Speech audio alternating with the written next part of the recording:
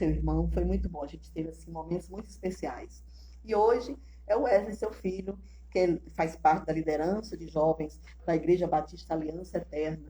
Ele está aqui para compartilhar com a gente. Wesley, seja bem-vindo aos Estudos da FFM. É um prazer ter você aqui com a gente. Muito obrigado, o prazer é todo meu. Quando eu recebi o convite, né, meu pai esteve aqui na segunda-feira, ele externou para mim, né, eu fiquei totalmente honrado ali. Não, vamos lá, se é para anunciar a palavra de Deus, eu tô lá. Só não posso cantar, só não posso dar uma palhinha aqui, porque senão, né, ninguém vai querer acompanhar. Mas para isso tem a esposa, né? com certeza, a esposa está aqui também, né, eu tô cercado de ministro de louvor, mas eu mesmo só escuto mesmo. Só escuto e adoro em espírito e verdade ali, mas cantar mesmo não é comigo. Mas é um prazer, como eu falei, meu nome é Wesley, né? Como a irmã falou já, meu nome é Wesley, eu participo da liderança de jovens lá da IBAI. Também é um ministério novo aqui na cidade, né? Também faço a liderança de célula lá também. E estamos aí na caminhada, né? O Wesley, quem é o presidente da igreja aqui, da Igreja Batista Aliança? Quem é, né, que dirige lá vocês? Tem um geral, que é o pastor Elton Gomes, né? Que ele é de todas as igrejas. Hoje a gente conta com 67 prédios, né? Tem lá em Portugal também. E aqui o pastor local nosso é o pastor Carlos, que por acaso também é meu sogro. Pastor Carlos Silva. Olha para você ver. Você tá bem. Casado com a filha do pastor. Grande é o desafio. Grandes coisas. Amém, mas é assim, Deus sabe todas as coisas, exatamente, né? Você merece. Ô Wesley, fala um pouquinho pra gente, antes da gente entrar no seu ministério, né? Pra contar as experiências que você tem como líder de juventude. Fala pra gente, você falou que não nasceu cristão, né? Sim. Como foi a sua conversão? Aonde começou esse seu encontro com Jesus? Então, a minha família, né, totalmente assim, cada um para um lado. Tem um pessoal que é católico, um pessoal que também, né, vai até para as religiões afro também, né? Então, assim, uma mistureba, assim, mas ninguém nunca foi muito devoto, né? Sim. Lá na minha casa. Então, até por um grande período da minha vida, eu me considerava ateu, né? Eu, minha mãe, minha casa em si considerava ateístas, né? Eu busquei muitos livros, muita base para isso também que eu cria. Então, eu lia muito Nietzsche, né? Essas coisas que falavam sobre o ateísmo, eu tinha essa ideologia muito crente na minha mente, né? Era muito formada, então eu gostava muito de debater, gostava muito de dialogar. Queria provar que Deus não existia. Teve dois períodos teve um período que eu era aquele ateu chato, né? Que queria provar, não, porque Deus não existe e tal. E também teve período que eu já não queria nem provar nada, eu só ficava lá com a minha crença, né? Eu tinha essa questão. Com 16 anos, eu abri meu primeiro negócio. Eu tinha acabado de sair do Senai, que eu fiz curso de administração, e o último período foi sobre marketing. E eu consegui me destacar muito e eu me encontrei naquilo ali. Então eu saí do Senai e junto com um sócio, a gente abriu uma agência de marketing, né? A gente começou muito cedo, começou na garagem, começou a dar muito certo, né? Legal. A gente teve bastante cliente ali, depois a gente abriu o espaço físico ali no Oliveira Resende também. Ainda não tinha fé, né, nesse momento. A gente chegou a ter clientes bons mesmo, cliente assim que hoje fatura mais de 100 milhões no ano, assim, né? Entretanto, todavia, como eu não era cristão, é muito impressionante. O dinheiro que entrava e que já era bom para minha pouca idade, eu já estava conseguindo sustentar minha casa, ele não dava para nada, né? Eu, apesar de muito novo, eu já me envolvi muito cedo também com as bebidas, com tudo isso, né? Até dentro do meu lar também, com o pessoal que estava à minha volta. Então, isso fazia parte da nossa cultura. Ganhava dinheiro, mas gastava com bebida, com tudo mais. Então, o dinheiro ele não rendia. A gente chegou a contratar umas 2 pessoas para cooperar com a gente na agência, né? Designer, tudo mais.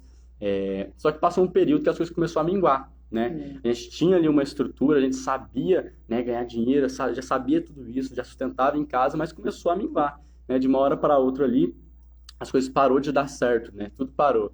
E nessa hora, o ateu ele ora, né? Meu Deus!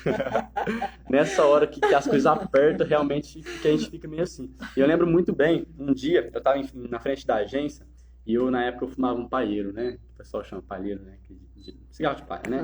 Eu tava lá fumando um palheiro, e chegou um irmão que eu nem conhecia, né? Hoje ele é até meu padrinho de casamento, ele chegou e falou pra mim assim, olha, você é a cara da igreja. Eu fiquei sem entender nada, que abordagem que é essa, né? Um Jesus te ama, alguma coisa assim, já é até comum, mas você é a cara da igreja, eu fiquei sem entender aquilo. E assim, senti muito amor, assim, realmente dele, uma coisa muito positiva. E ele me fez o convite para estar indo nessa igreja dele, que era a Bola de Neve, né, até então.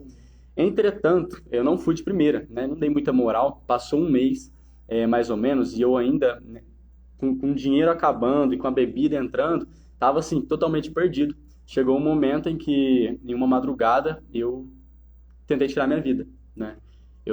Foi para me jogar a sacada, eu morava num apartamento na época, e minha mãe, ela me pegou pelas pernas. Só um minutinho. A tua tentativa de suicídio nesse momento era porque você se sentia fracassado no negócio? Estava vinculada a quê? Essa vontade do... Eu sei que muitas vezes, Sim, né, sim. o inimigo das nossas almas, ele não precisa dar motivo para ele, né? Ele Verdade. simplesmente coloca a vontade de acabar com a vida da pessoa. Mas ele tinha um motivo específico? Então, para ser bem sincero, eu nunca fui alguém com pensamento depressivo, nem nada do tipo. Sempre fui alguém muito para cima, sabe? Muito para cima mesmo. Isso nunca passou pela minha cabeça. Olha só. Nesse Que período, contradição, né? exatamente, nesse período tinha muita coisa acarretada, emocionalmente falando. Sim. A responsabilidade de colocar comida dentro de casa, né, que eu comecei muito cedo. Na minha casa era só eu, minha mãe e minha irmã, então eu meio que tive que me assumir como responsável Sim. mais cedo também. Então tinha essa responsabilidade e eu não estava conseguindo cumprir com isso mais, né? Também tinha questões emocionais, né? Claro. Sabe? Sei Quando lá. a gente vem de um lado desestruturado, né? É mais Você difícil. está sempre aberto para ter vários problemas emocionais, né? Faz parte do Com processo. certeza. Mas, assim, eu não tomei a decisão, eu quero me suicidar. Sim. Foi um período, assim, eu não estava lúcido, né? Minha cabeça, assim, estava realmente nas drogas, na bebida. Aquele dia eu tinha realmente, assim, ido até mais do que o normal que eu ia Sim. antes. E foi num momento, assim, de lucidez, assim, que eu realmente tentei fazer, me suicidar, né? Me jogar ali da sacada. E minha mãe, ela me pegou pelas pernas, como eu te falei. Nisso que ela me pegou e ela me colocou de volta, ela ligou pro meu pai. O meu pai, na época, ele ainda não tinha... Estava voltando para os caminhos do Senhor, Sim. né? Olha para você ver. E os dois sentaram na mesa para conversar sobre o que tinha acontecido naquela madrugada. E os dois, meu pai ainda voltando para a fé, minha mãe que nem tinha fé. Os dois falou assim: nossa, eu não sei mais o que fazer com ele, mas Deus podia colocar uma menina, uma mulher, né, que acredita em Deus na vida dele. E os dois, sem saber, profetizaram isso aquele dia, né? E no outro dia, que já era... Referência à filha de um pastor. Deus faz mais do que a gente espera, né? É Olha pra verdade. você ver. E eu até brinco, eu falo que eles profetizaram aquele dia sem saber. E aí no outro dia, nos próximos dias, na verdade, eu lembrei desse convite. Como eu já estava nessa situação, estava muito mal, tinha tentado esse suicídio, eu peguei e falei, não tem nada a perder, vamos nessa igreja então, vamos ver que... Eu fui com essa mentalidade, vamos ver o que os engravatados têm para falar, né? Me achava muito inteligente. E quando eu cheguei lá, para minha surpresa, era bola de neve, não tinha ninguém de gravata. E, sinceramente, eu não lembro muito o que foi dito na palavra, mas eu lembro que o louvor me tocou muito, me tocou verdadeiramente. Estava cantando aquela música, Quero Conhecer Jesus, né? Meu orgulho me tirou do jardim e tudo mais. E no final eles fizeram um apelo e a minha mãe até que falou, não, vamos lá na frente e tal, a gente foi junto, né? E quando a gente foi lá na frente, é como se pela primeira vez eu tivesse sentido ali um abraço ali, uma presença. E eu lembro que minha perna tremia muito. Eu tinha uma experiência ali realmente bem sobrenatural. E eu lembro que foi muita gente lá na frente nesse apelo, mas quando eu abri os olhos, estava só eu. Né? Quando eu abri os olhos, todo mundo já tinha voltado. Eu fiquei um tempão lá, sabe, recebendo. E eu senti algo diferente. Exatamente. E assim, nesse momento, sabe, diante da presença de Jesus, da glória de Jesus, as minhas lógicas caíram por terra. Sabe, o meu pensamento estabelecido sobre o que é Deus, o que é religião, tudo isso, sabe, não fazia sentido. Porque as minhas palavras e os meus argumentos não serviam mais diante daquela magnitude que eu tinha experimentado. Mas apesar de ter experimentado muita glória, uma coisa assim diferenciada mesmo, eu saí de lá e eu e minha mãe, a gente foi tomar uma cerveja. Sim. Olha pra você ver, que a transformação ela não é, né, não é instantânea. Né? Cada caso é um caso, né? Eu já vi pessoas que se converteram assim, na hora. Apesar que foi muito rápido comigo. Quando eu cheguei lá para tomar essa cerveja, eu admito que foi a pior cerveja que eu já tomei na minha vida. Sabe? Já não fazia sentido. Eu olhava para aquilo, porque era mais como um hábito, né? Sim. Era domingo, tal, de noite. Assim, era como um hábito, mas eu já olhava para aquela cerveja e meu pensamento já estava longe. Até minha mãe conseguiu perceber isso. Eu já estava longe, sabe? Muita coisa tinha mudado dentro de mim naquele momento. Minhas percepções, enfim. E nesse momento, passou poucos dias também, eu conheci, né, a minha esposa também, que na época também foi através de um convite, ela me convidou para ir na igreja dela. E bom, a partir daí eu fui sendo muito discipulado pela igreja que eu estou hoje, né? Passei pelo processo das águas, né? Me batizei. Depois que eu me batizei, a gente começou a orar também. Sim, aí as coisas aconteceram muito rápido, realmente. Né? A gente passou também, aí depois a gente casou, conseguiu nossa casa, e foi uma coisa atrás da outra, glória atrás de glória. Mas basicamente, é como se eu fosse alguém que, sabe, nunca tinha sentido de verdade o abraço do pai, e de uma hora para outra eu percebi que eu não era órfão, né? E as coisas mudou o caminho, minha percepção de vida. Né? Qual é a sua idade, Wesley? Tenho 19 anos. Meu Jesus, uma criança. E essa esposa tem quantos Tem anos? 18. Que gracinha. Olha pra você ver. Que coisa linda. É muito rápido, né? Eu lembro quando... O trabalhar de Deus é lindo. Maravilhoso. Eu lembro quando Jesus, ele expulsa os demônios ali do Gadareno, né? Ele já fala, olha... E ele implora, não deixa eu te seguir, não. Não vai me seguir, não. Mas você vai contar pra todo mundo o que eu te fiz. E às vezes eu me sinto como se fosse isso, sabe? Foi muito rápido e me transformou. E agora falou assim, agora você vai e vai proclamar as boas novas, né? E quando eu tinha acabado de converter, eu senti uma coisa muito forte no meu coração. Deus, ele falou que eu deveria ser intermédio da liberdade. Porque a partir daquele momento, a verdade vivia em mim, sabe? Então eu que achava que vivia liberto, achava que tinha uma vida Era livre, escravo. porque podia fazer o que eu quisesse, na verdade eu era escravo, exatamente. Escravo da bebida, escravo da negociação Sim, de tudo, né? das ideologias desse Sim. mundo, né? A gente acha que é Não, só livre. Nietzsche, quando você falou, eu disse, meu Deus, ferrou. Nossa, assim, era complicado. tenebroso. Eu achava que eu era livre, mas na verdade eu era totalmente influenciado, né? Sim. Pelas grandes massas desse mundo. E quando você percebe a verdadeira liberdade, você entende, né? Não é fazer a sua própria vontade, mas é fazer a vontade do Pai. Isso é maravilhoso. E dizer não para aquilo que não é realmente liberdade, né? Isso é liberdade. Exatamente. Você não quer ser escravo, não aceita. Exatamente. Wesley, achei muito lindo seu pai dizendo assim que ele aprende muito com você. Estou vendo aqui você é elétrico, né? Você não para um minuto e é rápido no gatilho, né? E seu pai falou aqui de uma maneira assim muito linda, achei muito bonito. Que é muito bonito você ver assim, um pai quando ele é muito empolgado com o filho, né? E disse assim, eu aprendo tanto com meu filho, pastor, você não tem ideia, porque assim, ele prega o tempo todo. Nossa. E eu achei muito lindo, porque assim, nossa, fã número 1 do filho, né? Mas é verdade, porque é uma realidade que entrou ali no meu peito, um fogo que entrou no meu peito que eu não conseguia mais ficar calado. E quando eu me converti, que eu entrei na igreja, você sabe, né? Você entra, é aquele fogo, aquela emoção e tudo mais. Só que eu comecei a olhar a minha volta e eu vi que tinha algumas pessoas que não estavam vivendo essa realidade, né? Que assim, que pessoas que estavam anos já cristãs e falavam, não, isso aí é emoção de começo, isso aí é emoção de momento, né? Jesus. Jogando água fria, né? Nossa, não, teve gente que chegou em mim e falou que o fogo devia apagar, né? De verdade, gente dentro da igreja. Então, assim, eu fiquei muito preocupado, porque eu não queria ir na igreja só para mudar minha cosmovisão, minha forma de ver o mundo. Ah, não, agora eu sou um bom cidadão, eu pago minhas contas certinho, não bebo, não fumo e pronto. Não, para mim isso era vazio. Claro que isso tudo faz parte do pacote, né? O meu estilo de vida ele deve mudar. Mas eu também não vivo só para as coisas desse mundo. Né? O meu propósito não está nesse mundo, o meu governo não é desse mundo. Então, sabe, aquela emergência. E eu entendi uma coisa muito cedo, que para mim me ajudou muito. Eu entendi que eu não deveria dar testemunho, mas ser testemunho. Tem muita gente querendo dar testemunho, quando na verdade Jesus chamou a gente para ser testemunho. Sim. Dar testemunho é aquilo que a gente fala, é aquilo que a gente faz, mas ser testemunho é aquilo que a gente é. Vive. Tem uma frase muito forte que ela fala assim, olha, pregue, se necessário, use palavras. Né? Porque, sabe, a minha vida transformada é a maior pregação do Evangelho. Sim, né? Quem me viu antes lá na cachaça, naquela loucura e tudo mais, vê eu hoje casado com uma vida transformada, e principalmente vivendo isso em constância, eu não preciso nem pregar mais. Né? A irmã já deve ter passado por essa experiência. Olha, você tá em algum lugar, nem precisa falar nada, e alguém fala, não, você tem uma coisa diferente, você tem uma luz, porque isso é ser salvo. É né? verdade. A sua vida anunciar o Evangelho. Então, eu tomei essa realidade para mim, eu disse, olha, não quero só chamar de Senhor e Senhor, né, como está em Lucas, mas fazer aquilo que Ele nos ordenou a fazer e viver e praticar isso realmente. Você falou com muita sabedoria, Wesley, assim, eu conheço pessoas, né, que durante a época eu andei junto, e assim, pessoas que já são até consagradas a pastoras, mas não têm um comportamento ético, não têm um comportamento de ser educada, né? Sim. E eu digo assim, gente, faz tanta diferença, porque quem que é o nosso modelo é Jesus. Você não vê nenhuma vez Jesus ser grosseiro, mal educado, né? Sim. E quando ele teve essa única atitude que foi lá a respeito do raça de víboras, era uma situação que tinha lógica, tinha um porquê, né? Exatamente. Mas fora disso, assim, a pessoa ela não pode. É muito detalhe, assim, você tem que ser uma pessoa agradável, né? Educada, porque assim, quando a pessoa foge desse padrão, ela se torna desfatizada. E como é que você vai ganhar uma pessoa para Jesus se você não tiver mais ou menos esse tipo de perfil? Sim, né? É verdade. Tem uma coisa que eu até falei ontem na célula, que muitas das vezes você vai ser a única Bíblia que muita gente vai ler. Sim. Tem muita gente que não vai na igreja, sabe, nem pisa na igreja, mas se ela tem que ver o Pai em você. Sim. Né? Jesus ele fala, olha, eu só faço aquilo que eu vejo meu Pai fazendo. Quando a gente começa a fazer aquilo que a gente vê o nosso amado, o nosso Jesus fazendo, a gente passa a ser filhos, né? E as pessoas enxergam essa identidade em nós.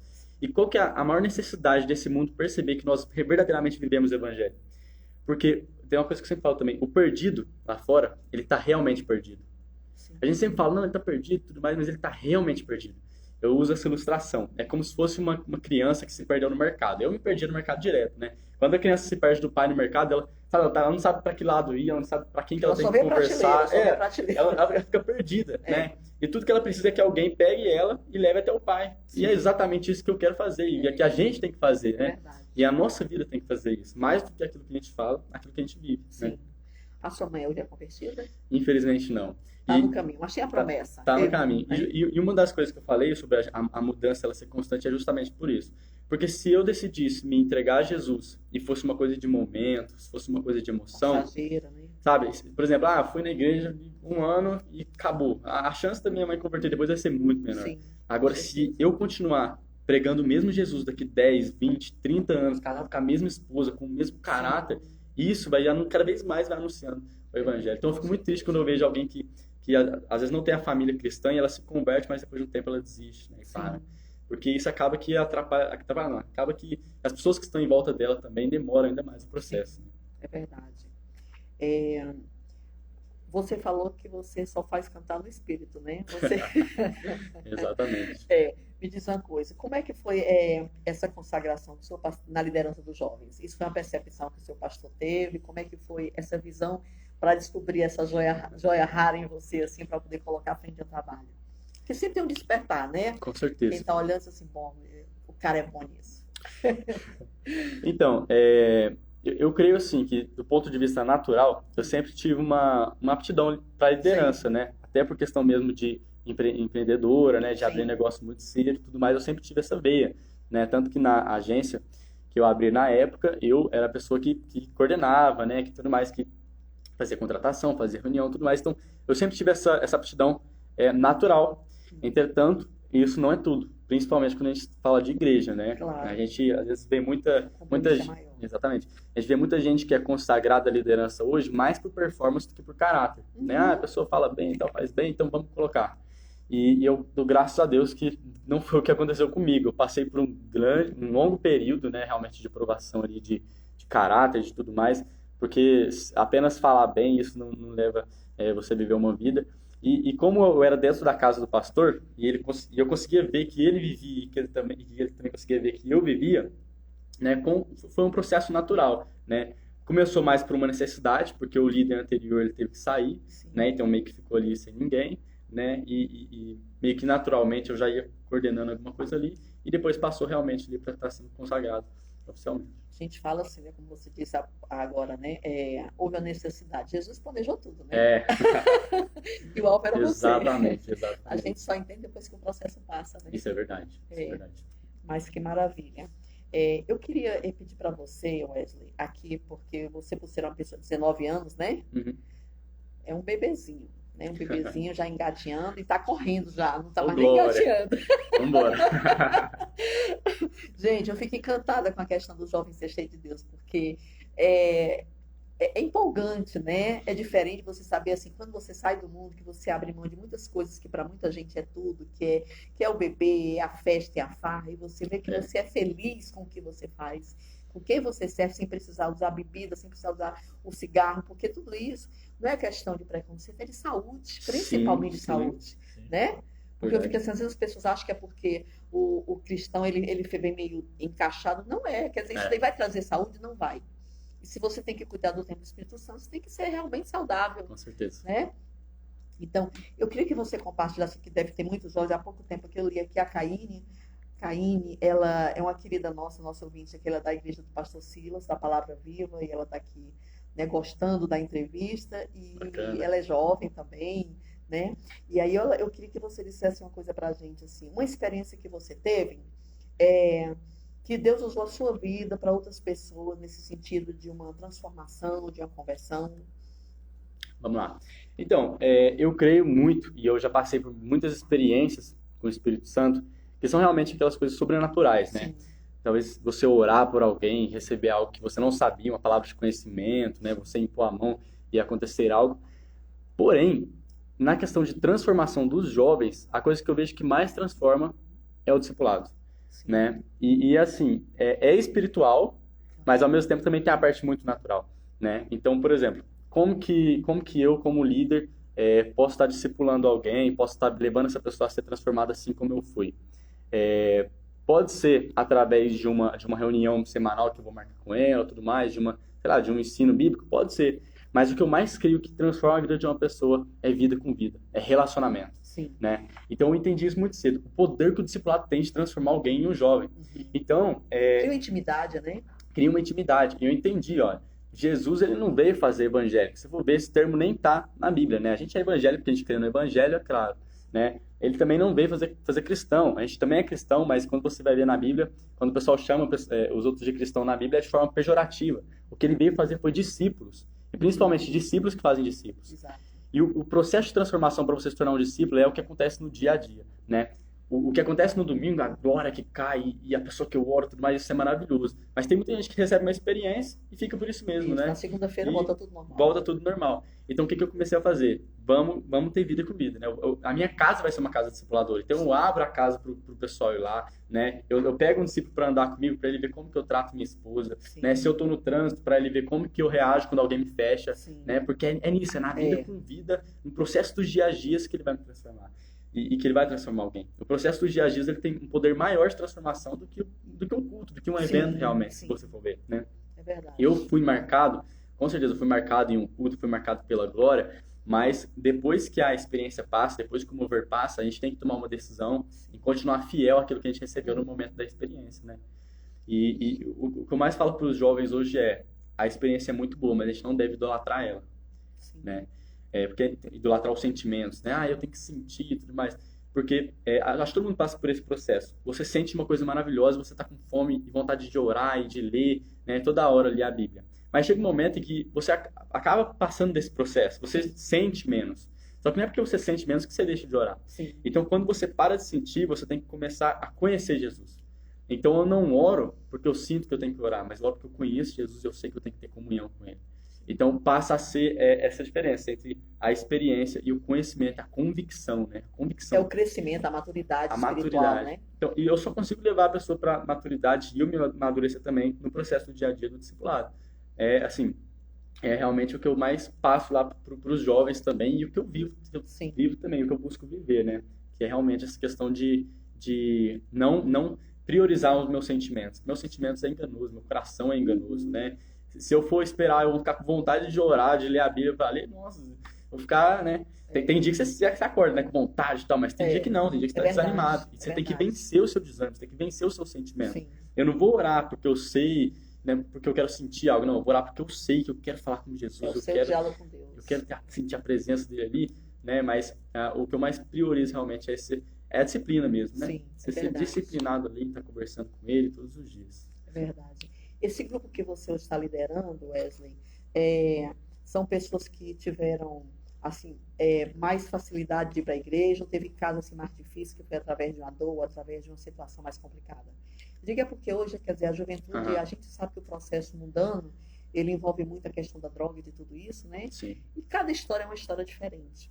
Mas, assim, no geral, as pessoas que estão com você, sendo lideradas por você, qual é o perfil delas, mais ou menos? Então, grande parte do pessoal que eu lidero hoje é pessoas que já eram cristãs antes de mim. Quando eu cheguei, eles até estavam lá, né? Então, eu só assumi depois. E também tem alguns casos, né, de pessoas ali que não tem a família cristã, né? Tem pessoas ali que é a única que vai para a igreja sozinha, né? Jovens também, né, que vão para a igreja sem os pais, né? Porque eles não acompanham. Então, tem esses dois casos, né? Mas a maioria, a grande parte, são pessoas que teoricamente nasceram no lar cristão, mas a gente sabe que na verdade mesmo acaba que isso não significa tanto no sentido de conversão, né? E de se firmar, né? Tem muita gente que vai na igreja, mas ela apenas frequenta, né? É o social, né? É o social. Tem uma frase que a gente leu essa semana, né, no livro, que fala que órfãos frequentam, mas filhos pertencem. Coisa linda. E essa é a grande diferença, né? A gente lidou com uma realidade lá e tem mudado, graças a Deus, de muita gente que apenas frequentava, mas que começou a entender que eram filhos de Deus e começou a viver como tal. Porque o nosso maior problema não é com paternidade. Nosso pai, ele é perfeito, ele nunca muda. Apesar de a gente mudar, ele nunca muda. O nosso problema sempre foi com filiação. Exatamente. É a gente se entender como um filho. Né? Porque quando você entende a sua paternidade, quem é seu pai, você também entende sua identidade. Né? A maioria das pessoas aqui tem a sua identidade, lá atrás tem o nome do pai. Né? a nossa paternidade, ela diz muito sobre nós. Então, muita gente está passando por esse período de se entender como filho, né? E eu também, todo dia mais, e começar a viver como tal. Porque a gente sempre fala sobre isso, né? Sobre que a gente é filho, tudo mais. Só que dizer que a gente é filho não significa que a gente vive isso de fato. Sim. Porque a gente vive como filho quando a gente passa a depender dele nos momentos bons e difíceis, né? Tem uma frase do rapaz que foi pregar na igreja esse tempo atrás, ele falou uma coisa muito linda. Ele falou assim, olha, a minha infância toda eu nunca cheguei no meu pai e falei, pai, e aí, o que vai ter de comer amanhã? O que eu vou vestir amanhã? Porque ele sabia que quando ele acordasse, independente da situação, ia ter, né? E muitas vezes a gente... Exatamente. E a gente fica fazendo isso com Deus, né? E aí, pai, o que eu vou comer amanhã? O que eu vou vestir amanhã? E para de viver essa dependência de filho, né? E isso é um agora, desafio, Wesley, você está falando que você já está, né, no caminho, já está firme, graças a Deus, mas assim, esse entendimento é quando você começa realmente a entender que acima do seu pai natural, né, é o pai celestial, né? Porque a gente termina, o que a gente fala muito de paternidade em relação aos problemas criados, é porque, infelizmente, a gente sabe que não é de agora que todo mundo tem problema em relação a essa questão familiar, Sim. né? E até você lidar com isso. Eu fui filha de pai separado também. Existe a maldição na minha família. Minha avó tinha sido separada, minha mãe foi separada e eu, né? E aí, assim, a gente termina sofrendo essas consequências de tudo isso, né? Mas aí quando você tem esse encontro, que você sabe que o paizão é outro, né? Uhum. Né? O pai carnal, Sim. né? A gente sabe que o da terra você tem que honrar, tem que... Todas essas coisas que a gente conhece, sim, né? Como filho aqui, falando das coisas da lei da terra. Mas quando você chega, como você estava falando, que eu vi assim, você já foi direto, assim, pá, foi direto já pro céu, falando com o pai, você passou por cima de todo mundo lá, já chegou no alto. A velocidade, porque eu fico imaginando, assim, como as pessoas que você lidera devem ter, assim, um carinho muito grande por você, porque você fala tudo de maneira muito empolgante, né? E é necessário isso dá vida para aquilo que você está falando. Quer dizer, não é uma coisa só de ouvir falar, não, você está vivendo e está falando e está elétrico, né? Boa, tem asa, né? Eu já vi que você tem asa. E a nossa oração é para que não seja só emoção, né? Sim. Todo dia a gente olha para que seja. Não, mas a gente entende quando a gente conhece que a gente tem uma certa maturidade assim, né? Que a gente olha para você como jovem, porque assim, quando você fala, a gente vê que você conhece a palavra, porque tudo é a palavra, né? A base, o que solidifica é a palavra. Então, não é só você falando das coisas bonitinhas do céu, das coisas bonitinhas do dia das coisas. Não, você está falando embasado na palavra. Sim. E a palavra que traz essa fortaleza dentro da gente. É verdade. Agora, uma coisa que você falou que é muito interessante, que é a respeito do pai natural. Sim. E o pai divino. Ontem a gente está falando muito sobre paternidade lá na célula e a gente falou sobre isso, né? Quando a gente olha para o nosso pai natural, a gente encontra muitas falhas. Sim. Né? E apesar de, por exemplo, eu não tiro um lar ali todo estruturado, né? Eu sempre vou querer fazer o melhor para o meu filho a partir de mim e sei que também vou ter falhas, porque a nossa naturalidade, né, o nosso ser biológico, ser humano, a gente é caído, a gente tem falhas. O problema está quando a gente associa os problemas do nosso pai na terra ao pai do céu. É verdade. Então, por exemplo, às vezes a pessoa foi criada, né, com um pai que era muito rabugento, que era muito bruto, falava grosso, não sei o que, não gostava de conversar, e você vai ver depois essa pessoa tem dificuldade para orar. Porque ela entende que o pai é aquele ser que é difícil de se relacionar, porque ele é muito bravo, que ele é muito bruto. Ou seja, ela associa as experiências ruins com o pai da terra para o pai que é perfeito no céu. Sim. E esse é o maior problema. A gente tem que começar a olhar para os nossos pais do Pai do Céu com a perfeição que ele merece, com a dignidade que ele merece, com a majestade que ele merece. Né? E a gente sabe que ele cuida de nós em todo o tempo. Então, o que a gente tem orado muito nesses últimos dias é para que a gente seja livre dessa mentalidade de órfão, né? Nós que cremos e que recebemos Jesus Cristo, temos o direito de ser chamados filhos de Deus. E o nosso Pai, ele nunca erra, ele continua sendo perfeito, né? Apesar de a gente errar, ele continua sendo perfeito. Apesar de a gente mudar, ele continua o mesmo, né? Tem até uma frase do Agostinho que ele fala assim: Deus é imutável, embora ele mude tudo em nós, né? E assim, é profundo. É profundo. A gente começa a olhar para esse pai perfeito e parar de atribuir as coisas ruins da nossa vida, da nossa experiência com ele. E outra coisa também, agora trazendo para o lado natural, eu creio muito na lei da semeadura, né? Aquilo que você planta, você colhe, né? Tudo mais. Eu creio que apesar de eu não ter nascido num lar cristão estruturado, a partir de mim, a minha geração vai ser. Sim, em nome de Jesus. Essa semente que você planta, né? A partir de mim vai ser. Que é igual a Abraão, né? Abraão, a família dele até então não era aquele negócio todo, mas ele falou, a partir de mim, a partir da minha decisão, isso vai mudar. Hoje você vê famílias inteiras que é todo mundo crente, né? Todo mundo cristão, tal, todo mundo cheio de Deus. Mas você vai pesquisar a fundo e você descobre que tudo isso começou com uma pessoa que tomou a decisão. É verdade. uma pessoa que decidiu lançar um alicerce, Sim. né? Eu tava fazendo um estudo, nossa, tô falando rápido. Desculpa, gente. É muito legal. Eu tava com vontade de falar as Ele coisas, puxou o freio agora. Eu tava fazendo um estudo esse tempo atrás sobre o exílio da Babilônia, Sim. que é o período, né, de 70 anos que os israelitas são levados para ficar lá, né? Fica 70 anos lá. Imagina, 70 anos é muito tempo. É muito tempo. Muitas pessoas morreram. Umas 2 gerações. Muitas pessoas morreram e muitas pessoas nasceram também naquele Sim. local. E muitas nasceram e só conheciam essa realidade de cativeiro, né? A pessoa que nasceu no cativeiro da Babilônia, ela só conhecia o que era ter uma vida presa e uma vida desestruturada. Ela não tinha estrutura.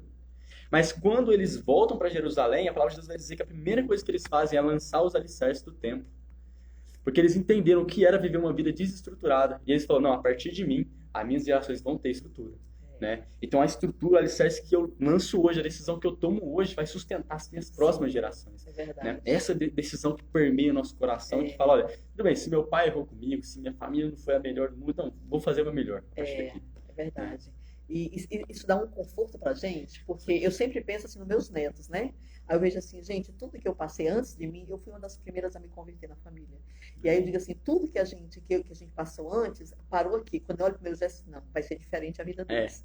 Né? A do meu filho já foi, porque meu filho se converteu com uns 17, 18 anos, mais ou menos. Então, assim, meu filho, para a glória de Deus, é um menino assim que não, sempre permaneceu fiel com o Senhor, sabe? Ele é pastor hoje.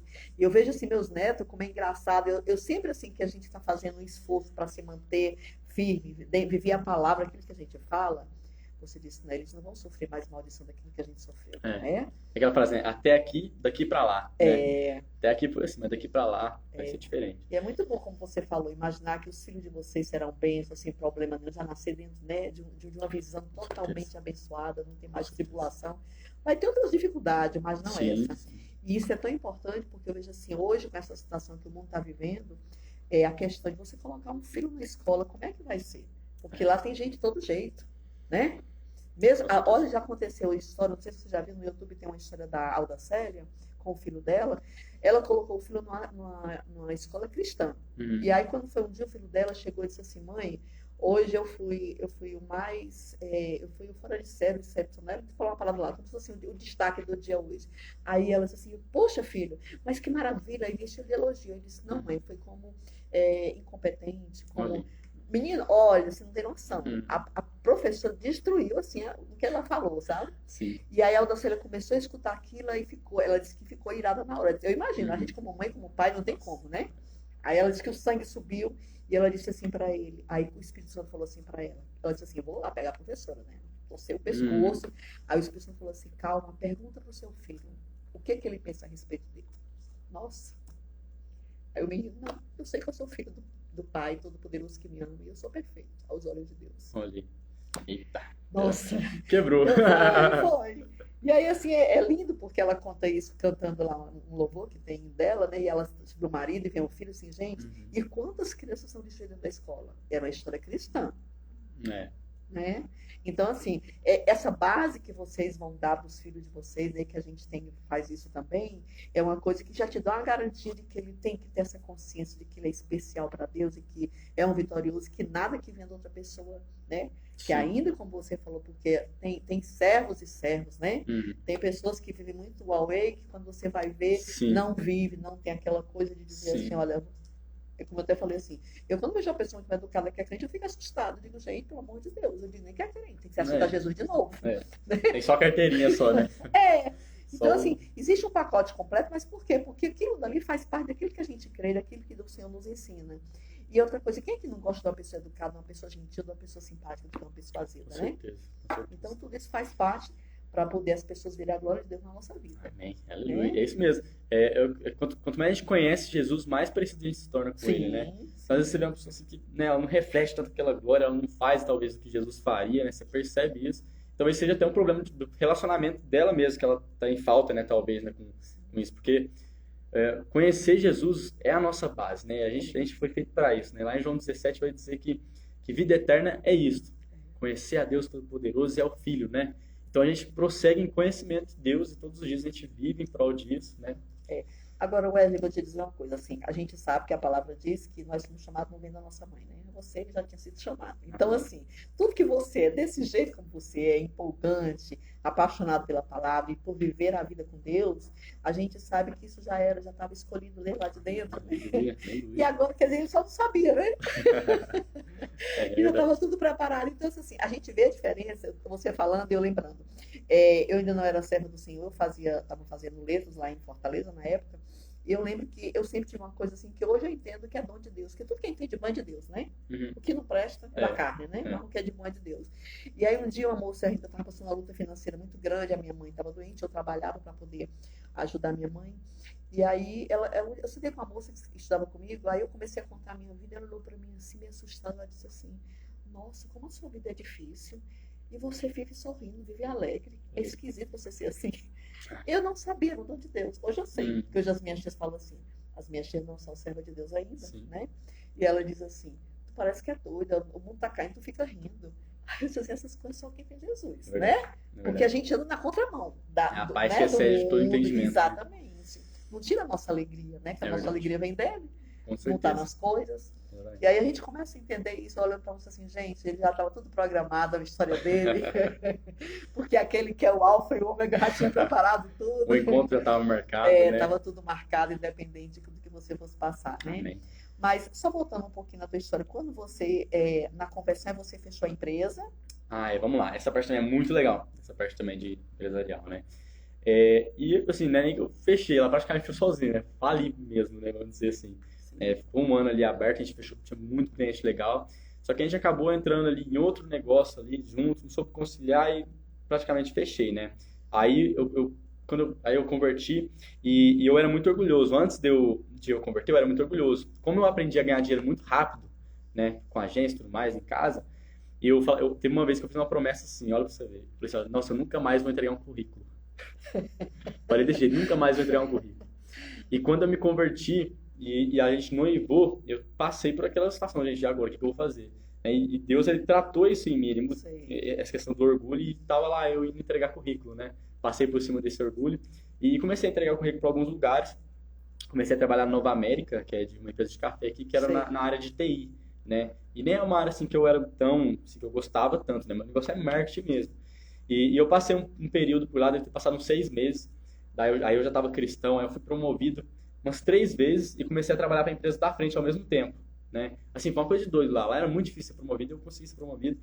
Aí, bem nessa época, eu fui promovido, no mês que tinha acabado de ser promovido, me chamaram para trabalhar em outra agência de marketing, que é a que eu tô hoje, que é uma empresa, né, que tem 22 anos já, tudo mais. Especializado em marketing. Especializados. E eles me chamaram também só para fazer uma pequena função lá dentro, né? E eu consegui até trabalhar com eles enquanto eu trabalhava na Nova América. Sim. Aí passou também mais um mês, eles pegaram e cobriram o meu salário que eu ganhava nas promoções, na empresa que eu tava, para ficar só para eles e trabalhar de casa. Olha que maravilha, pra você ver. Glória a Deus, coisa linda. E assim, esse foi um processo muito difícil, porque a gente tava querendo casar e não tinha nada, né? Sim. E eu lembro até que meu pai, eu falei para ele, pai, eu vou casar, ele sempre falou isso, né? Aí ele pegou e falou assim para mim, como assim você vai casar? Você não tem nada, não tem casa, não tem não sei o quê. Eu falei, pai, eu tenho um pai, ele vai cuidar. E assim, eu falei com muita fé aquilo, né? E realmente, a Débora até então também não tinha trabalho, né? Aí nesse trabalho que no Nova América não ganhava tão legal. E as coisas foram acontecendo. Sim. Depois eu comecei a trabalhar na minha área de novo, nessa empresa. Aí passou um tempo lá, hoje eu faço a gestão lá também de toda a equipe. Então, sim, foi muito rápido o processo lá dentro. Sim. Também, né? Lidero o pessoal lá hoje também. Aí depois a Débora veio para trabalhar comigo. Então as coisas estão acontecendo assim muito rápido. E hoje, basicamente, eu voltei a trabalhar com o que eu trabalhava antes, só que dessa vez debaixo da vontade de Deus. Coisa linda, né? Nossa. Tudo muito rápido, jeito como você, rápido. Não, e assim, a nossa casa lá, por exemplo, assim, eu falo assim, tudo é provisão de Deus, né? Sim, claro. Mas de presente, assim, foi, acho que 99% tudo presente. Até a casa, assim, foi uma coisa atrás da outra, assim, que é difícil de explicar, né? Eu lembro que tava faltando só uma coisa pra gente ganhar na casa, depois que a gente mudou, que era a TV. Era uma coisa que tava faltando, a gente tinha ganhado quase tudo. Eu comprei quase nada naquela casa. Eu lembro que até no começo, eu fiquei uns 2 meses até com medo, assim, falei, nossa, será que alguém vai chegar e tomar isso aqui tudo? Porque tá bom demais pra ser verdade, gente, não é possível. E eu lembro que tava faltando só a TV. Daí a gente pegou e no começo desse ano a gente tava fazendo um jejum. Nem era em prol disso, sabe? Assim, era um jejum realmente ali pra separação, pra santidade, né? E a gente tava fazendo esse jejum e do nada, um tio que, assim, que é de outra cidade, nem foi no meu casamento, ele chegou em lágrimas na minha casa e falou que sentiu de me dar uma TV. E ele entregou a última coisa que estava faltando na minha casa. E, assim, a gente, né, foi experimentando assim, glória atrás de glória, e andando em glória, né? É maravilhoso, né? É maravilhoso. Como não se alegra desse jeito, né? Realmente. Aí a gente tá nesse processo. Aí depois que eu já comecei, que eu fiquei um pouco mais estabelecido, comecei a receber também alguns convites para estar pregando, né? Eu preguei aqui na Lagoinha, preguei também ali na Brasil para Cristo, né? Tem mais? Duas Assembleias de Deus também. Preguei algumas igrejas também que recebeu alguns convites. E agora a gente está nisso, né? Temos alguns projetos também para evangelização, para alcançar essa cidade. Sim. Bem bacana. Glória a Deus, glória a Deus. Ô, Wesley, eu queria que você também falasse para a gente o seguinte, né? Essa decisão de casar, né? Porque eu sei assim, que vocês são muito jovens, né? Sim. 18, 19 anos, Sim. né? Como é que foi? Partiu de quem essa decisão? Foi de comum acordo? Vocês sentiram de Deus assim que chegou a hora para os dois enfrentarem junto, né? Tudo Sim, isso? sim. Então, foi de comum acordo, né? A partir de nós dois, assim, Ela até, não casou forçada, até, né? né? Causou? Como assim, até ao mesmo tempo, e assim, hoje é muito legal, né? A gente tá casado, tá com a nossa casa e tudo mais, mas na hora que a gente falou que ia casar, era loucura, né? Tanto pro meu sogro, que era pastor, e assim, todo mundo, né? Aquela doideira, ninguém ficou sem entender nada, né? Mas eles abençoaram, a gente chorou, eles falaram, é isso mesmo que vocês querem? Vocês vão ter condição? Eu falei, olha, a gente tá correndo atrás e vai dar certo, né? Se chegar até um período de a gente não tiver condição, a gente nem ia casar, né? As coisas foram acontecendo e deu muito certo. Assim, a gente foi realmente unido ali por Deus, com certeza, eu creio nisso, né? Essa parte espiritual também, Sim. mas também a gente analisou muito a questão natural também. Sim. A gente percebeu que a gente, olhando assim do ponto de vista lógico também, a gente tinha condição... A maneira assim, de cada um ser, né? A gente combinava, né? Vamos dizer assim. A gente tinha uma mentalidade parecida, acerca das coisas, né? Eu lembro que a minha sogra, ela falou pra mim assim, quando eu tinha acabado de...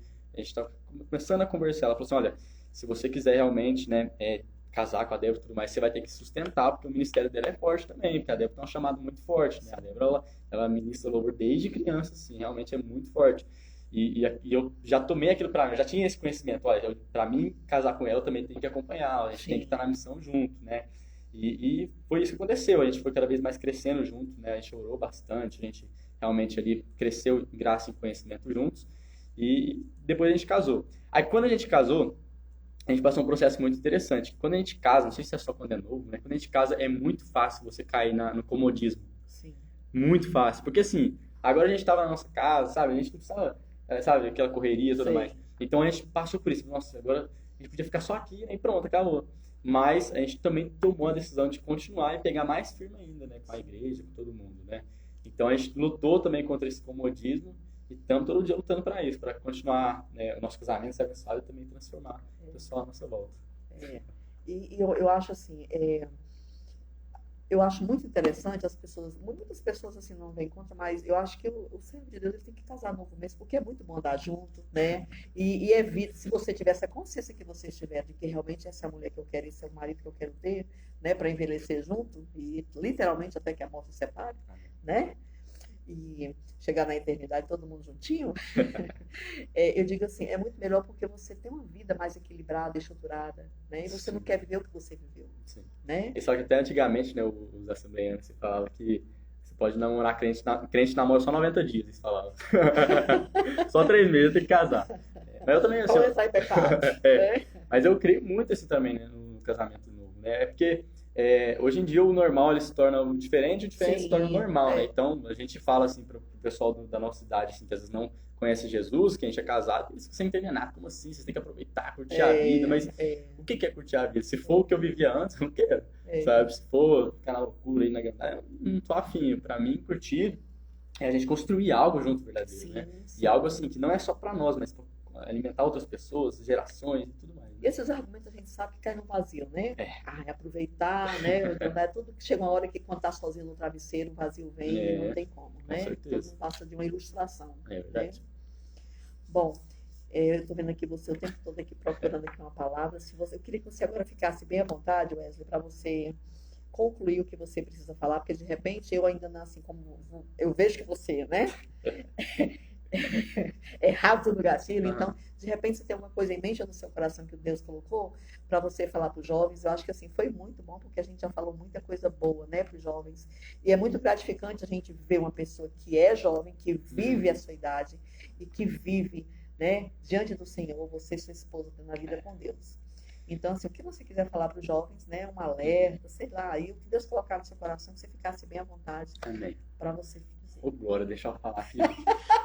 Pode não, gente. Mas falando sério, com os jovens agora, eu queria falar, na verdade, não é nem um alerta, mas é um convite mesmo, né? Sim, Olha para você ver o poder que o jovem tem. Alguns estudiosos falam que muitos dos discípulos que Jesus escolheu eram jovens, sim, né? Você pode ver que quando vai pagar imposto, Jesus ele fala para pegar um imposto para pagar só o de Pedro e o dele, né? Porque provavelmente eles eram os mais velhos ali. Então, ele fala que João provavelmente tinha em média 16, 17 anos, né? Então, Jesus ele escolheu 12, né, jovens, ele deu 12 pessoas mais novas, né, para fazer essa grande missão, sim, né? Mas eram jovens que quando viram Jesus, a palavra de Deus vai dizer que imediatamente deixaram tudo e o seguiram, sim. né? Então, se eu pudesse deixar um convite, é um convite por mais fome de Deus, por mais fome por fazer a vontade dele, né? Eu creio verdadeiramente em um grande avivamento, né? Eu creio em um grande avivamento aqui na cidade de São Sebastião do Paraíso, nas Sim. nações como um todo, né?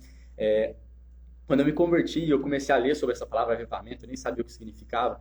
Foi assim uma coisa que mais marcou meu coração, sabe? Eu via na história, né, grandes avivamentos que tiveram, né? Com os heróis, né? Os heróis da fé, né? Tremendo. E era um avivamento assim, mais legal que o outro. E eram transformações que não eram só dentro da igreja, mas era na cidade, era um impacto na cidade, né? Exato.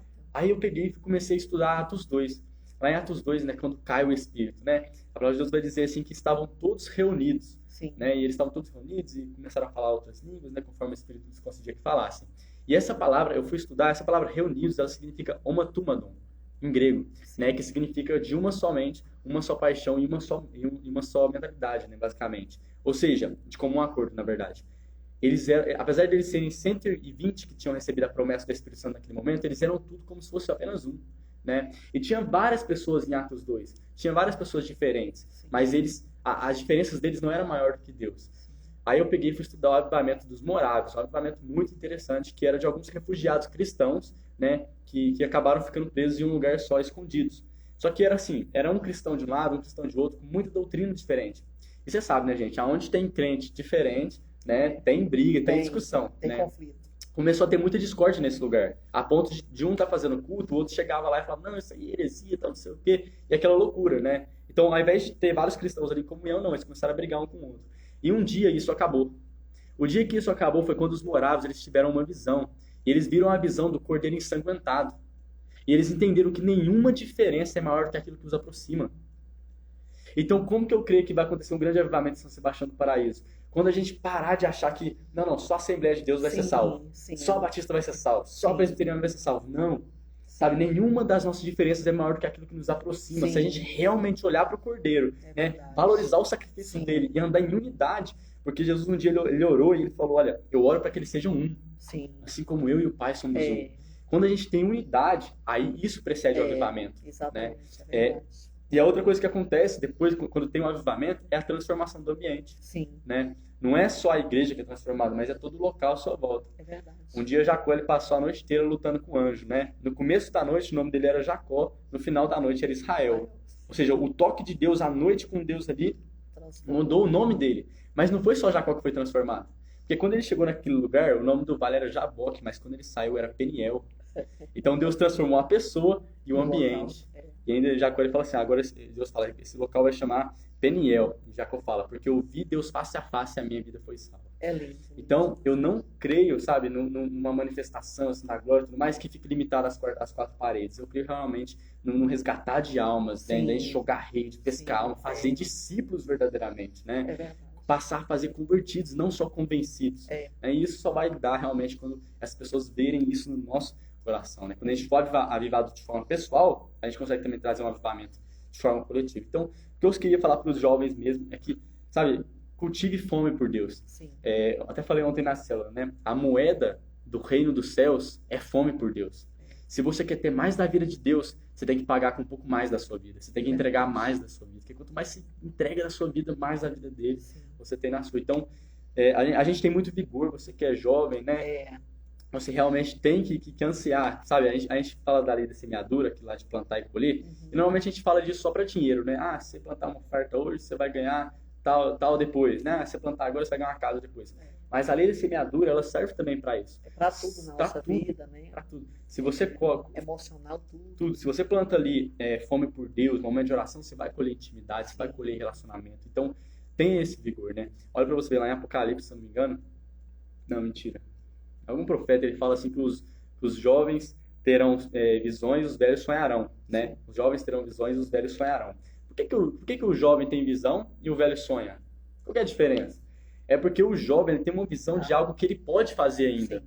Às vezes o velho ele tem um sonho que é algo talvez que ele não vai fazer, mas a outra geração a geração seguinte pode fazer, né? Então, jovem, você tem vigor, é o momento de você, sabe, colocar a camisa do evangelho e falar, irmão, eu sou cristão, sou discípulo e eu vou anunciar, custe o que custar, sabe? Eu entrego minha vida se for preciso, né? O primeiro apóstolo a morrer foi o apóstolo Tiago. E você vai ver que ele era uma pessoa assim que ele era energético, ele era até mais que eu, assim, sabe? Não, ele vivia a emergência. E um dia eu fui entender por que ele foi o primeiro a morrer. Daí eu percebi que lá em Atos, quando Jesus vai, né, quando ele retorna aos céus, Tiago era um dos que viram isso. Ele viu a ascensão de Jesus. E chega 2 varões de branco, 2 anjos, eles falam assim, olha, assim como vocês o viram subir, ele há de voltar. Então eu imagino que Tiago vai ser maravilhoso. Claro. Eu imagino que a partir disso Tiago ele começou a viver com uma expectativa verdadeira da volta de Jesus, com uma emergência no seu coração.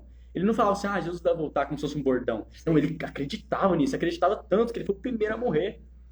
Porque ele falou assim, eu vou pregar porque eu preciso, e ele foi o primeiro apóstolo mártir, né? Então, que essa emergência, que esse anseio por anunciar as boas novas esteja em nosso coração, anunciar o arrependimento, o novo nascimento, esteja no seu e no meu coração. Glória a Deus. Amém? Amém. Só para fechar aqui um pouquinho, Wesley, quando você falou sobre essa questão de bandeira de igreja, isso está tão impregnado ainda no nosso povo, né? Quando a gente chegou aqui, todo perguntava, vocês são de que igreja? São de igreja. Não temos igreja, assim, a rádio não é igreja, a rádio é a palavra de Deus. Se você gostar da palavra, fizer uso dela, tá dentro. É verdade. Né? Então, aí é engraçado, tem pessoas assim que nem comungam às vezes na mesma fé, mas você vê pessoas que têm Deus, sabe? Sim. E aquela surpresa que a gente vai ter no céu, que tem muito crente que não vai chegar lá e outros que não são vão chegar, entendendo? Eu não Mais conheço. ou menos assim. Então, assim, para a glória de Deus, eu creio assim que esse chamado que a gente tem aqui da Fiel tem sido assim muito prazeroso. E eu fico muito grata, assim, ontem foi um presente de Deus, né? Todo dia é um presente diferente que Ele nos dá. Ontem foi maravilhoso, a gente esteve aqui com o vereador, Toninho, foi uma bênção, um homem assim, cheio de Deus, falando da palavra de Deus. Hoje você é um jovem, e é engraçado, né? Ontem foi um senhor de 70 anos, hoje um jovem de 19. Ô, glória! As gerações se encontrando aí. E assim, foi muito prazeroso. Eu só tenho que agradecer a Deus por você ter aceitado o convite, né? Que você nos honrou, você e sua esposa. Agora eu vou te falar um segredo aqui. Ela vai ter que vir aqui e para vir no microfone. Eu falei para ela antes de vir. Não fala para ela, não é segredo. É segredo. É verdade. Tá? Não sei se ela é tímida, mas ela não pode ser tímida, né? Quem tá à frente de louvor não pode ser tímida, né? E com o marido elétrico assim, como é que fica tímida, né? Então, nossa senhora. Tem que acompanhar, amor. E outra coisa, tem Débora, o nome, né? O nome é forte. Desperta, exatamente. Eu até acordo ela com o versículo lá, né? Desperta, Débora. Levante, entoie um cântico. Acorda na Bíblia, né? Essa é ótima. Pois é. Então é isso, querido. Muito obrigada. Queria te agradecer por esse momento maravilhoso de aprendizado, tá? E quando tiver alguma novidade, você pode só ligar para a gente, dar um ok aqui que a gente chama, que a gente conversa, porque às vezes tem alguma coisa especial da igreja que você queira falar, algum movimento, legal. Tá? Legal. A gente tá tem esse movimento que eu lidero também, que eu falo que ele é até para-eclesiástico, né? Ele não é da igreja que eu sirvo, ele é um movimento para servir as igrejas no geral, que é o movimento Fogo Aceso, né? Que foi literalmente algo que Deus me deu também, né? Hoje, a gente já chegou a fazer uma reunião na Praça da Cultura, né? Que foi várias pessoas, né? E lá tem a pregação do evangelho e tem o apelo também, para alcançar novas almas. A ideia é, daqui a alguns meses, e eu já estou me preparando para isso, é fazer um evento com todas as igrejas. Porque se a gente perceber, aqui em Paraíso tem poucos eventos, né? Então, se a gente, como cristão, se a gente se unir para fazer um evento legal, vai dar movimento. Então, a gente quer se reunir mais uma vez. Eu vou fazer algumas estratégias de marketing com as influenciadoras, com as rádios, várias coisas aqui também, né? Creio até que hoje esse convite foi de Deus realmente para estar alinhando esse projeto. E quando a gente estiver com as datas, todos os detalhes, para se reunir novamente, a gente vai fazer esse evento. A ideia não é só fazer um ajuntamento de crente. A ideia é fazer um evento, se possível, nem falar que é de igreja, o pessoal ir lá de surpresa mesmo. No final, quando tiver o apelo, a gente vai pegar por endereço. Por exemplo, a pessoa aceitou Jesus e ela é lá de São Judas. Não, então ela vai para uma igreja que lá mais perto de São Judas também. A gente vai distribuir isso daí para que todos possam também discipular, né? Então a ideia que é de nosso coração é isso. A gente já tem um Instagram do Fogo Aceso, que é fogo.aceso, se quiser seguir lá. E eu também coloco algumas mensagens no Spotify, do Fogo Aceso também, só pesquisar, tá bom? E quando a gente tiver todos os detalhes, a gente volta para comentar um pouquinho sobre isso. Faça o convite também para o seu pastor, tá? Amém. Liga para ele que na hora que ele tiver disponibilidade, ele vai você agenda comigo, né? Para poder estar Vocês acham que eu falo, vocês devem ver meu pastor, gente. Então já é por isso que eles gostam de você. Pronto, tá? Já sei que alguns eles se identificam. Prepara, gente, prepara aqui. 4 horas de live pra isso. Tá? E aí, é engraçado, você estava falando, eu lembrando, lá em Brasília, tem um rapaz assim que nem você, nessa idade, 18 anos, quando ele se converteu, o João, e a história dele é linda. E ele começou a fazer reunião assim, numa praça, não é nem uma praça, era um espaço que tinha da companhia de água lá. Gente, mas multidões chega lá. Só na terra, Só né? na terra. Só na terra, só João na Paulo. terra. Mas é Brasília, né? Eu gosto muito Ele do é um movimento lá. querido, ele, coisa mais linda. Né? Você viu o casamento dele com a... É claro, né? Eu vi lá. Foi a coisa mais linda, Débora. Eles separaram por um ano ou dois, aí depois ficaram totalmente separados. E depois voltaram, né, para poder casar. Ele pregou na nossa igreja lá na sede faz um tempo também. Ele é benção demais, Glória a Deus. Bom, a conversa de crente não acaba nunca, né? E eu tenho que acabar porque daqui a pouco tem outra pessoa para me entrevistar. Amém. Wesley e Débora, mais uma vez, muito obrigada, tá? Pela presença de vocês. Foi muito bom mesmo ter vocês aqui, né? E agora o Douglas já é apaixonado pelo filho, eu fiquei apaixonado também por ele e por você também, tá? Com todo respeito, tá bom? Amém. E os estudos da FFM tá de portas abertas para vocês quando precisar. Pode contar com a gente, aquilo que a gente puder servir, puder ajudar, tá junto para a gente arrebanhar, né? Perfeito. Tá bom? Vamos lá. Tá ok, então. Pode se despedir do pessoal dos ouvintes aí para poder a gente. Eu quero agradecer também a rádio, né? Sandra, todo mundo, Elias, né? Elias. Quero agradecer a todo mundo, realmente um convite especial, tá bom? Um momento precioso, né? Isso aqui é um momento de mesa, né? Realmente, né? Que a gente pode compartilhar o pão. E eu amo isso aqui, como uma irmã falou, se a gente pudesse, a gente ficava aqui até deixar. Não falta assunto. Não falta assunto. Eu quero agradecer realmente, tá? Muito obrigado pelo convite, né? Eu, minha esposa, a gente agradece. Também agradecer a todo mundo que esteve conosco aí na live. Qualquer coisa, quiser entrar em contato também, acho que meu nome vai estar por aí, né? Se precisar de alguma coisa, também estou aqui para servir. Amém? Amém. Obrigada. Vamos lá, então, Elias, o nosso comercial, daqui a pouco a gente volta. Tá bom. Certinho, a hora foi.